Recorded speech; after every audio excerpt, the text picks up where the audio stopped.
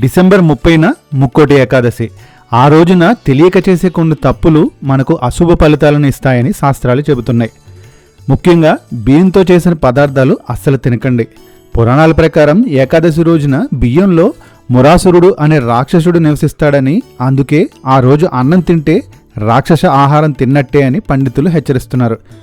కృతయుగంలో మురాసురుడు అనే రాక్షసుడు తన బలాన్ని ఉపయోగించి దేవతలను, ఋషులను హింసించేవాడు. వారి యజ్ఞాలను ధ్వంసం చేసేవాడు. మురాసురుడు బాధ భరించలేక దేవతలు విష్ణుమూర్తిని శరణు వేడి రక్షించమని ప్రార్థించారు.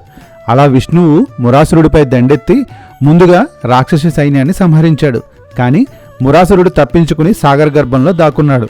అప్పుడు మురాసురుడిని బయటకు రప్పించడానికి విష్ణువు ఒక గుహలోకి వెళ్లి నిద్రిస్తున్నట్లు నటించాడు. మురాసురుడు నిద్రిస్తున్న విష్ణువుని చంపడానికి గుహలోకి ప్రవేశించినప్పుడు విష్ణు శరీరంలోని ఒక భాగం నుంచి ఏకాదశి అనే స్త్రీ రూపం ఉద్భవించింది. ఈ ఏకాదశి మురాసురుడితో పోరాడి అతడిని సంహరించింది.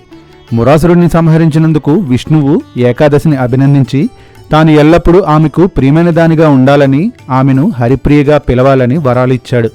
ఈ సంఘటన కారణంగా వైకుంఠ ఏకాదశి రోజున ఉపవాసం ఉండి విష్ణువును పూజించే వారికి మురాసురుడిని సంహరించిన ఫలితం లభిస్తుందని, మోక్షం కలుగుతుందని నమ్ముతారు.